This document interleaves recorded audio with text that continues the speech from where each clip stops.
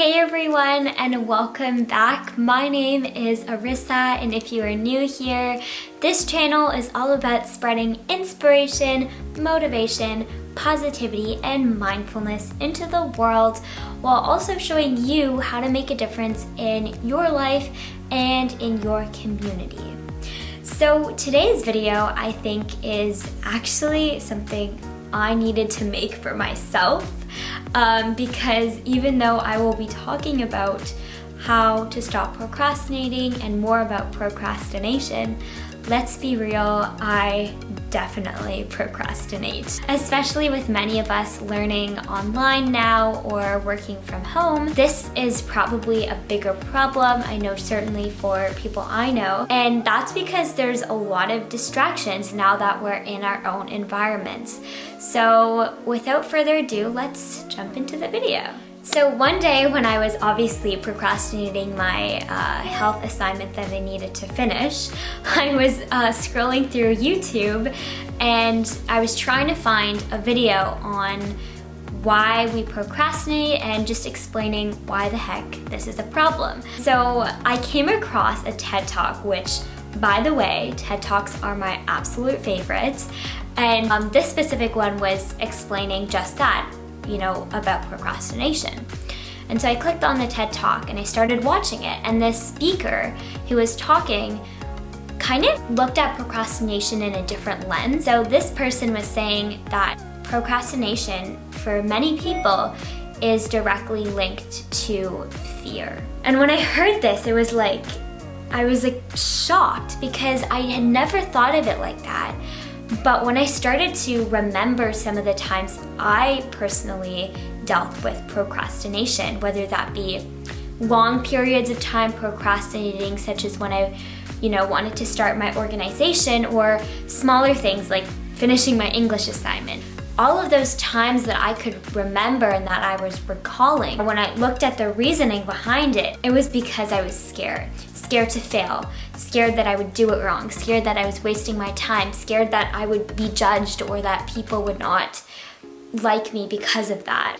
And when I came to this realization, I was like, wow. So having said that, what are some things that we can do as especially young people now learning from home to help us fight procrastination? Here are 3 tips that I like to use in my life.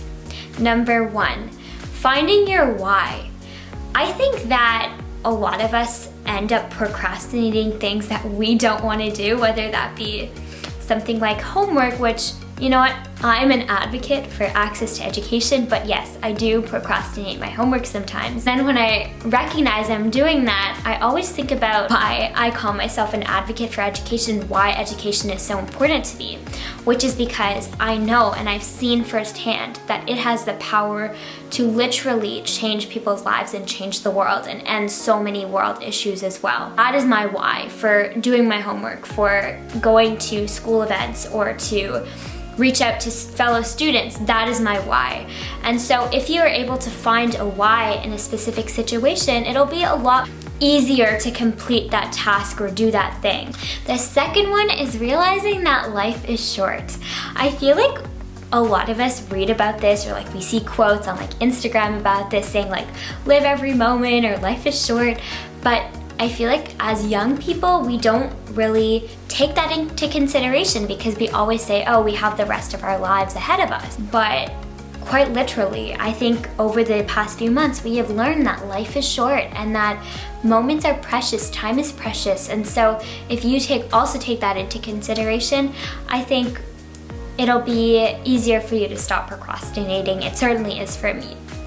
And then tip number 3 is being really organized. I think each of us have our own kind of way that we organize ourselves, which is why I'm not going to talk about how to organize yourself in this video, because I feel like there's different things that work for each person. And so in another video, I can talk about what I use to organize myself, but just taking into consideration what works for you, and also looking at kind of your learning style would be really helpful, whether or not you're a visual learner. So that might mean making something visual to help plan your week or write down your notes or things like that. And so if you're able to keep organized and break up your tasks, it'll be a lot easier to stop procrastinating. And actually, there's one more thing that I wanted to say. I guess this is number 4, and that is take breaks.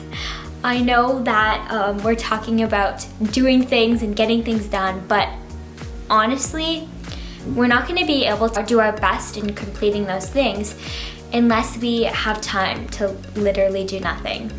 And that is something I'm working on a lot in my own life. I do realize that, but I keep going and I keep going because I want to, succeed, and we always link success to hard work, but we also have to remember that success is also about happiness and enjoyment and spending time with our loved ones and taking a break.